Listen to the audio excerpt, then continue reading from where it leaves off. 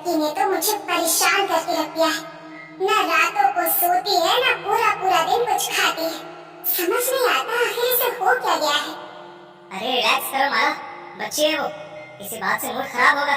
जब मूड ठीक होगा तो अपने आप खा लेगी। हर बात में जबरदस्ती करना अच्छी बात नहीं है। मैं ऑफिस जा रहा हूँ और मेरे जाने के बाद प्लीज मेरी बेटी के पीछे मत पड़ जाना। दीपेश ने माला को हक किया और अपने ऑफिस के लिए निकल गया। वो सुबह ऑफिस जाकर रात को वापस भी आ गया, लेकिन अनामिका अपने कमरे से बाहर नहीं आई। माला गुस्से में उसके दरवाजे को जोर जोर से खटखटा रही थी। ये क्या कर रही हो माला? दरवाजा तोड़ दोगी क्या? तो और क्या करूं? आप ऑफिस जाकर वापस भी आ गए, लेकिन ये लड़की कमरे से बाहर नहीं आई है और ना ही इसने कुछ खाया है। बहुत हो गया आपका लाड। इससे ज्यादा सर पर चढ़ाने नहीं दूंगी मैं इसे। माला की ये बात सुनकर दीपेश भी हैरान हो गया कि अनामिका ने सुबह से अपने कमरे का दरवाजा ही नहीं खोला है। उसने बार बार दरवाजा खटखटाया, लेकिन अनामिका ने दरवाजा नहीं खोला। तो इस बार दीपेश के सर का बांध भी टूट गया और उसने दरवाजा तोड़ दिया। लेकिन अनामिका को तो जैसे दरवाजा टूटने से कोई मतलब ही नहीं था। वो दरवाजे की तरफ पीठ करके बैठी थी और उसे देखकर ऐसा लग रहा था कि जैसे वो अपने हाथों को लगातार चलाती हुई किसी कागज पर कुछ बना रही हो। दीपेश ने आगे बढ़कर देखा, एक ब्लैक क्रेयॉन से अनामिका एक पेंटिंग बना रही थी। कमरे की लाइट्स ऑफ थी, बस टेबल पर एक मोमबत्ती जली हुई थी। दीपेश ने रूम की लाइट्स ऑन की और जैसे ही उसने उस पेंटिंग को देखा तो उसके रोंगटे खड़े हो गए। दीपेश ने तुरंत उसके हाथों से पेपर छीन लिया। ये सब क्या बना रही हो तुम? दिमाग तो खराब नहीं हो गया तुम्हारा? ये क्या बेहुदा हरकत है? अनामिका ने अपने पापा की बात का कोई जवाब नहीं। उसने उन्हें इतने गुस्से से देखा जैसे वो उन्हें अभी मार ही डालेगी। उसने जल्दी से उनके हाथ से वो पेपर छीना और किसी कैंडी की तरह उस पेपर को खा गई। अनामिका बेटा, ये क्या कर रही हो तुम? बाहर निकालो उसे।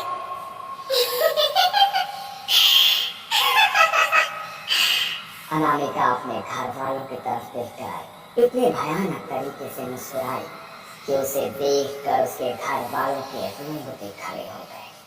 वो उठी और सीधे अपने कमरे के अटैच्ड वॉशरूम में जाकर अंदर से दरवाजा बंद कर दिया। अंदर से शावर चलने की आवाज आई, लेकिन साथ में अनामिका की भयानक चीख भी सुनाई दी। ओह माय गॉड, ये क्या है? अनामिका, अनामिका, तुम ठीक तो हो? बेटा, बेटा, तुम चिल्ला क्यों रही हो? दीपेश, दरवाजा तोड़ दो वॉशरूम का। मुझे कुछ भी ठीक नहीं लग रहा। सोचो मत, दरवाजा तोड़ दो दीपेश। उनके पास कोई दूसरा चारा नहीं था, इसलिए दीपेश ने वॉशरूम का दरवाजा भी तोड़ दिया। अभी तक वो जितने डरे हुए थे, अंदर का नजारा देखकर उनका हाल और बेहाल हो चुका था।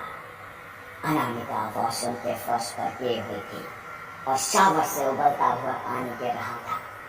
उसका शरीर जलकर लाल हो गया था। दीपेश ने जल्दी से शावर बंद किया। अनामिका की हालत बहुत नाजुक थी, इसलिए देर ना करते हुए वो तुरंत उसे अस्पताल ले जाने लगे। शांता काकी, अनामिका की हालत बहुत नाजुक है। हम उसे अस्पताल लेकर जा रहे हैं।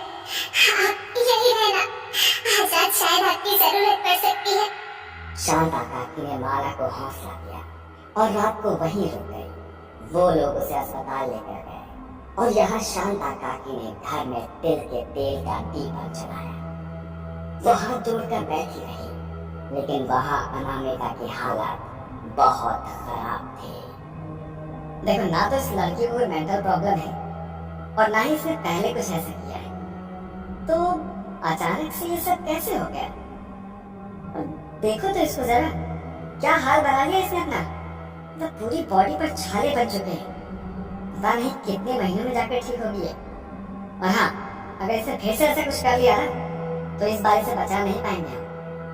डॉक्टर अनामिका के रूम में बाकी डॉक्टर्स के साथ ये सब बात कर रहे थे।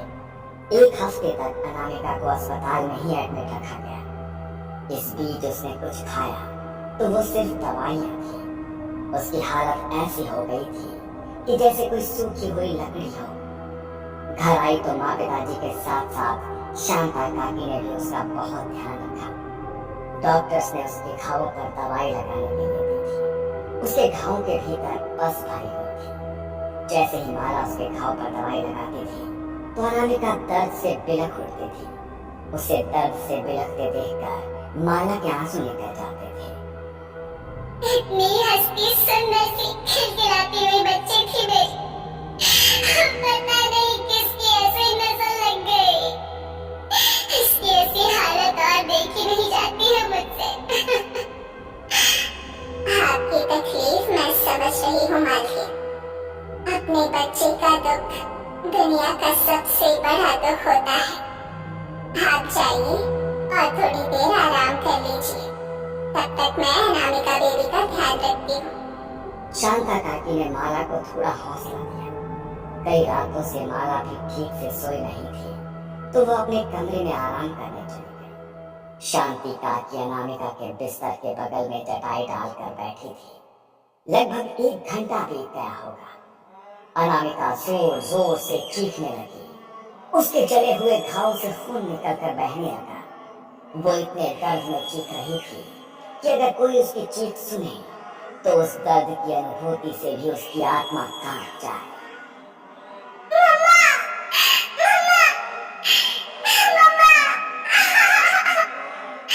अनामिका बेटा, क्या हुआ तुझे? तू ठीक तो है? तू ठीक तो है ना? माला दीदी, जल्दी आइए। अरे ये क्या? पूरी चादर पर खून ही खून। हे भगवान, ये क्या हो रहा है?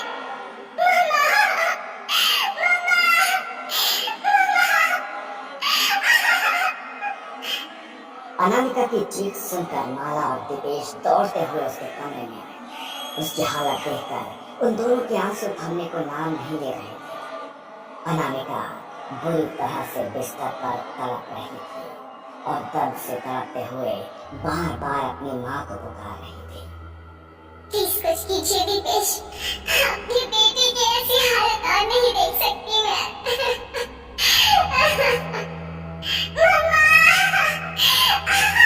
तो चिंता मत करो माला, मैं अभी डॉक्टर को फोन करता हूँ।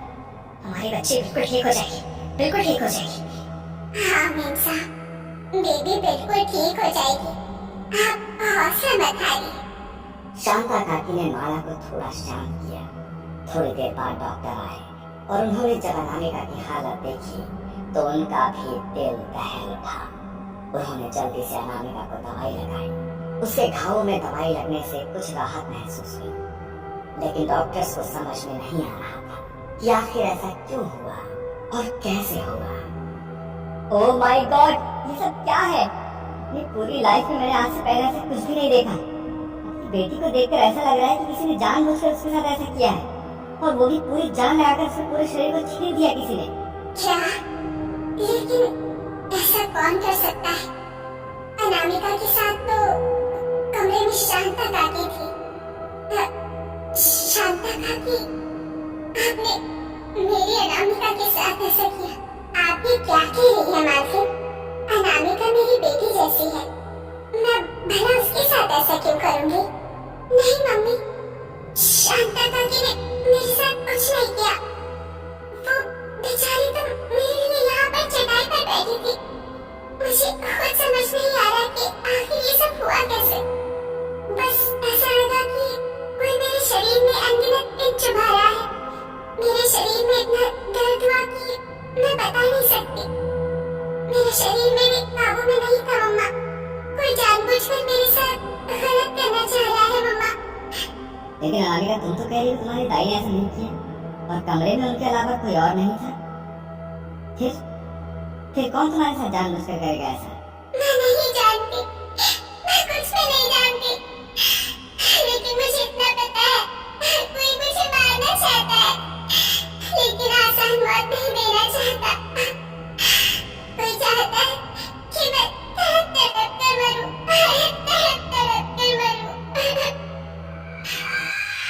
सब बोलते बोलते अचानक से अनामिका पर न जाने कौन सा सम्मोहन सवार हो गया। उसने बार बार इस बात को बोलना शुरू किया और अचानक से उठ खड़ी हुई। उठकर सीधे वो अपने डाइनिंग टेबल की तरफ गई और वहां फ्रूट बास्केट में रखे चाकू को उठाया और अपने शरीर पर उसने घाव करते हुए जोर जोर से चिल्लाने लगी। शांता काकी ने जल्दी से आकर उसके हाथ से चाकू छीना। सब जल्दी से बाहर की तरफ आए। तब तक अनामिका बेहोश हो चुकी थी। पहले ही उसकी हालत इतनी खराब थी और उन घावों पर जब उसने खुद को चोट पहुंचाई तो उसकी हालत और ज्यादा गंभीर हो गई। देखो, आई थिंक आपकी बेटी को अच्छे मेडिकल ट्रीटमेंट की जरूरत है और ये सब शायद उसने खुद ही अपने साथ किया है। इसे यहाँ पर रखना खतरे से खाली नहीं है। मुझे लगता है कि इसे हॉस्पिटल लेकर जाना ही होगा और वहीं उसे रखना होगा। अनामिका को गंभीर हालत में हॉस्पिटल लेकर जाया गया, लेकिन बार बार जले हुए शरीर पर चोट लगने की वजह से शायद उसका शरीर अब और दर्द बर्दाश्त नहीं कर सकता था, इसलिए वो चल बसा। अस्पताल के बेड पर उसने अपनी आखिरी सांसें ली। उसकी माँ ने उसे अंतिम विदाई के लिए उसे नए कपड़े पहनाए और उसके पुराने कपड़ों में कुछ ऐसा मिला जिसने उन्हें अंदर तक हिला दिया। एक काले रंग की गुड़िया जिस पर अनगिनत पिन चुभी हुई थी। माला ने उस गुड़िया के अंदर से एक पिन निकाली तो उस गुड़िया के अंदर से खून की बूंदें टपकने लगी और जैसे ही माला ने अनामिका के पार्थिव शरीर को देखा तो ठीक उसी जगह से उसके शरीर से भी खून टपक रहा था। माला समझ गई थी कि उसकी बेटी को कोई मानसिक बीमारी नहीं थी, बल्कि जो उसकी बेटी कह रही थी वो बिल्कुल सच था। कोई तो चाहता था कि वो तड़प तड़प कर मरे, लेकिन कौन? ये सवाल बार बार उसके दिमाग में मानो घूम रहा हो, लेकिन वो चाहकर भी इसका जवाब नहीं ढूंढ सकती थी। आज से 1 साल पहले अनामिका कॉलेज में पढ़ती थी। वो बहुत ही सुंदर थी, लेकिन जितनी सुंदर थी उतना ही घमंड उसके अंदर था। अरे तब तक उसे बस नहीं देखता रहेगा, जाकर उससे अपनी मन की बात क्यों नहीं करता? अबे नहीं यार, वो कहाँ और मैं कहाँ, कितने सुंदर है वो। मुझ जैसे लड़के को तो देखेगी भी नहीं, मैं बस उसे दूर से देख लेता हूँ, मेरे लिए वही बहुत है। तू भी ना यार एक नंबर का पागल है। अगर तेरी जगह मैं होता ना तो अब तक खत्ता बोल दिया होता। है बाकी तेरी मर्जी, अभी किसी के साथ कोई जबरदस्ती तो की नहीं जा सकती। मेहुल कॉलेज के फर्स्ट ईयर से ही अनामिका को पसंद किया करता था, लेकिन कभी खुलकर अपनी बात को नहीं बोल पाया। कॉलेज का लास्ट ईयर चल रहा था और इन दोनों को एक प्रोजेक्ट के लिए साथ में काम करना था। साथ में काम करते करते मेहुल को अनामिका से और ज्यादा लगाव हो गया और एक दिन उसने अनामिका को अपने दिल की बात बोल डाली। क्या तुम मुझसे प्यार करते हो और चाहते हो कि मैं तुम जैसे फट्टू को डेट करूं? तुमने ऐसा सोच भी कैसे लिया कि तुम मेरे लायक हो? नहीं, मैंने कब कहा कि मैं तुम्हारे लायक हूँ? भूल जाओ कि मैंने तुमसे कुछ कहा। ओह, बच्चा तो रोने लगा। ओह, बच्चे की इंसल्ट हो गई। अगर आज के बाद मेरे आसपास भी भटके ना तो तुम्हारा वो हाल करूंगी ना, वो तुम सोच भी नहीं सकते।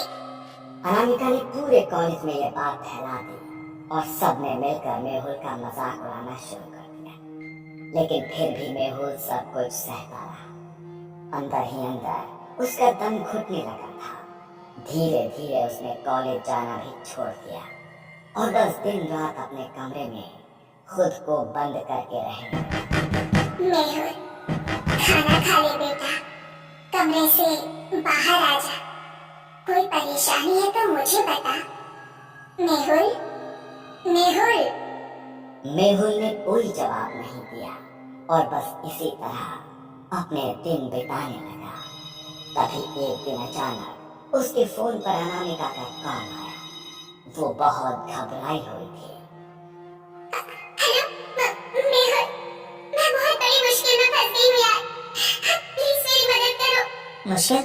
कैसे मुश्किल? वो सब मैं तुम्हें अभी नहीं बता सकती, बस मैं मेहुल को लगा कि पता नहीं अनामिका किस मुसीबत में फंस गई है और उसने पहली बार उसे मदद के लिए बुलाया है, तो उसे मदद के लिए मना नहीं करना चाहिए। इसलिए वो अनामिका के बताए हुए एड्रेस पर पहुंच गया। बिल्कुल सुनसान रास्ता था, आसपास कोई भी नहीं था, लेकिन मेहुल जब लाइव लोकेशन पर पहुंचा तो वहां किसी की लाश पड़ी, किसी ने मर्डर कर दिया था शायद। ये सब देखकर मेहुल बहुत घबरा गया। इससे पहले कि वो कुछ समझ पाता, उसके चेहरे पर एक लाइट फ्लैश हुई। उसने चेहरा पलट कर देखा तो अनामिका हंसती हुई उसकी फोटो ले रही थी। ये क्या कर रही हो तुम? मेरी फोटो क्यों खींच रही हो इस लाश के साथ? तुम भी ना बहुत भोले हो मेहुल। जिस लड़की ने कभी तुम्हें भाव नहीं दिया, पूरे कॉलेज में तुम्हारा मजाक बनाकर रख दिया, वो तुम्हें बुला रही है तो